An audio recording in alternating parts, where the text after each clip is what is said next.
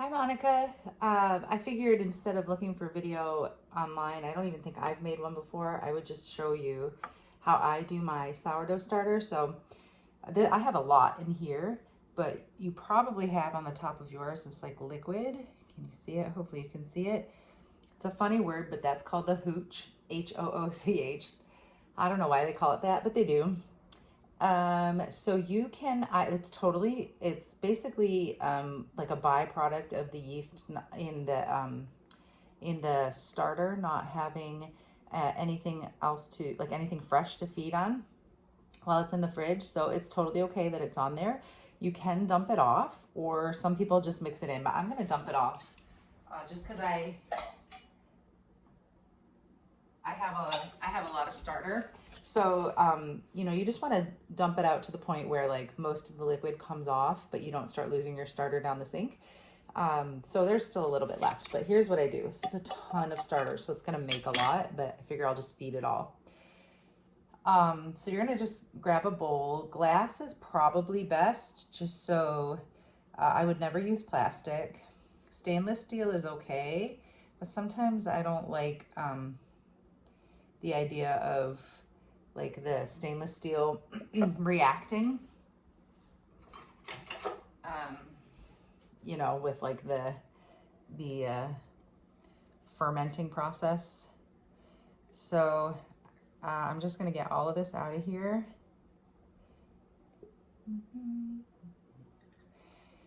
Okay.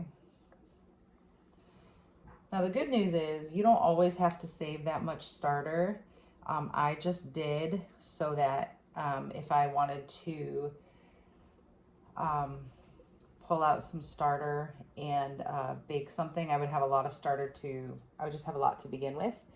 But really you can do like whatever you make. So whenever you make sourdough, after your starter is like active, which means it's bubbly and it's expanded like twice its size, when you use it in any kind of recipe, you want to always don't use all of your starter. Otherwise, you have nothing left to save in the fridge. So you'll want to keep at least two. You honestly only need like 2 tablespoons. And then you can reactivate it and then make as much starter as you need to for whatever recipe you have. So how much you want to hold back, how much you want to save in the fridge is completely up to you, as long as you have at least like 2 tablespoons of it. But don't use all of it in a recipe. Otherwise, it would be fine, but you would be calling me saying, I used all of my starter, which has happened before. So it's totally fine. All right, so you can see it's kind of thickish, maybe a little bit like paste in thickness. So here's the great thing about sourdough is even activating your starter is not an exact science. It's a lot of it, basically it needs water and it needs flour. And then the yeast can go to work. So how thick or thin you like your starter to be while you're activating it is completely up to personal preference. I like mine kind of like pancake battery. So usually I start with water so that I can get it all mixed in. I'm not going to use this much water. This is probably a cup and a half. So maybe 12 ounces of water. So you're not going to need that much usually unless you're making a massive batch of activated starter. The fact that you're on a well is awesome because then there's no like, even if you have a softener that is like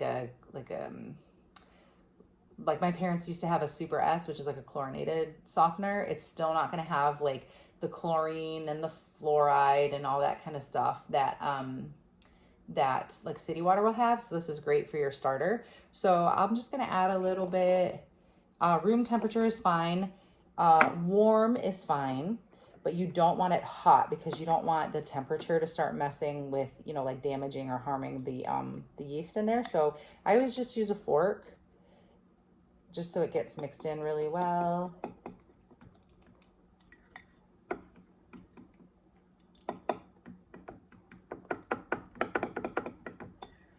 Okay, I'm gonna do a little more. I don't know what I'll make this week with it, but I'm just gonna do a little more so that I've got a lot of starter. because maybe I'll make a couple different things. Okay, so that's super thin now. You can probably tell. Hopefully you can. Now I'm going to add flour. So you can use any kind of flour you want. I know some people even use like non-wheat flour, wheat flour. Like sometimes people use rye and all that kind of stuff. But you can use whole wheat flour or you can use white flour. I don't always buy organic because Costco has such a great deal on King Arthur. So I often just get like, it's like a 12-pound bag, 10 or 12-pound bag of King Arthur, which is like, again, it's not the organic one typically that I buy, but even though it's not organic, King Arthur does not bleach their flour and it's not bromated. And bromating is probably the thing that I would absolutely want to avoid the most with flour. And since King Arthur doesn't do that, like bromating is a technique that wheat producers will use to dry the wheat out faster so they can get it to production faster. So what they do is they actually spray it basically with Roundup, glyphosate, and they spray it with Roundup because it causes it to dry faster. And then people have Roundup in their system, in their blood work. There's been a lot of research on that too. So in case you ever wanted to look into it and you don't already know. So I just use King Arthur typically, but if I have organic, then I'll do that. To get your sourdough starter really strong, if you want to, you shouldn't need to because this starter has been amazing, but you can add a little bit of whole wheat flour if you want to. It just has like, it has more for the bacteria to feed on, like the yeast to feed on, because it contains the bran. So it can help make things a little stronger, but I have not found it to be necessary. And I've been using this starter for maybe almost 3 years now. So I don't measure my flour either, which might drive you nuts. I'm sorry if it does. You can figure it out, like what you like, how you like your consistency of your starter, and just kind of figure out how much flour you like to use from there. But I just kind of go spoonful by spoonful for the most part, and I just sprinkle it in there. And then I stir it in. If you have little bits of lumps, like clumps of flour, it's okay. You can try to get rid of them, but it won't end up negatively impacting. They usually end up kind of dissolving and they don't cause a problem.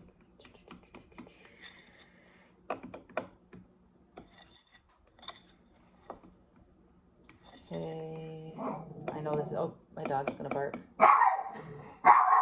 Sorry. Gidget, stop. The neighbor's dog is running back from the woods.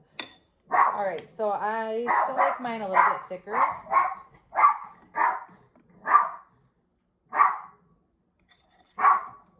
So we're gonna put a little bit more in.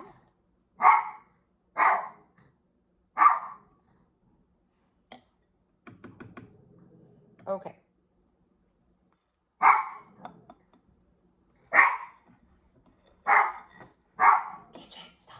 Stop. That's enough. Okay. So, yeah, this is looking really good. I'll show you in a second. And if you ever make it too thick, you can always just add a little bit more water, a little bit more water.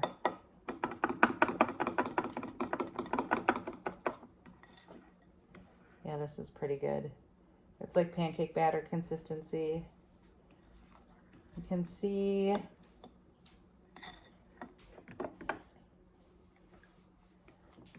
Let's see. Yeah, that should look good. No. There we go. Okay. So now, I actually think that's a little thick, so I'm going to add a little bit of water. All right.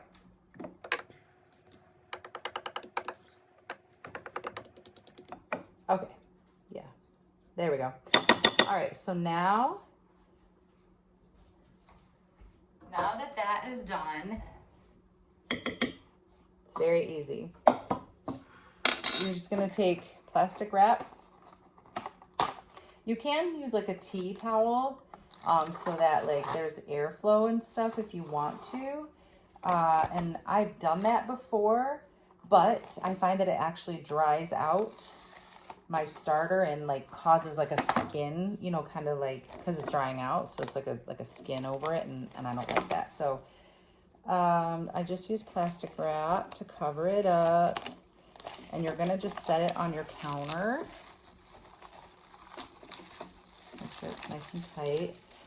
And you're gonna set it on the counter, and you'll watch it start to, over the next few hours, it'll start to get some more bubbles. Like mine has bubbles right now, but that is just because, oh, sorry, trying to get that in. There we go. That's just because of my mixing and my stirring. So you're gonna watch it over the next few hours, like start to bubble more. You'll get more bubbles, and it'll actually start to grow in size. It's gonna like expand. So you'll see, if you want to, you can always try and mark. Like sometimes people put like a piece of tape, or if they have a smaller jar, they'll use like a rubber band around it so they can see where it started. So it gives them an indication of when it's doubled in size. So you can just know that when it has approximately doubled in size, then it's ready to use. Now, if you want to use it then, you can. If you aren't ready to use it and you just needed to feed it so that it stays healthy in the fridge, you can take out however much you want to save in the fridge and put it back in the fridge in a mason jar or whatever, and then it'll last. So you don't have to use it all the time, as long as, you know, every few weeks or a month or something like that, you know, you go in and feed it. Now, if you have a lot of sourdough starter and you're saying, oh, I just need to feed it, or I don't actually need as much as I made for my recipe, and you have like leftovers that you don't need to save in the fridge, you can find all kind of recipes online for sourdough discard.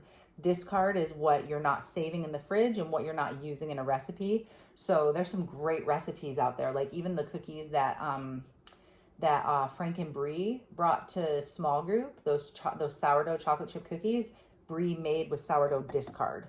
So, and there's like crackers and all kinds of things you can do with it. So I hope this is helpful. If you have any questions, just let me know.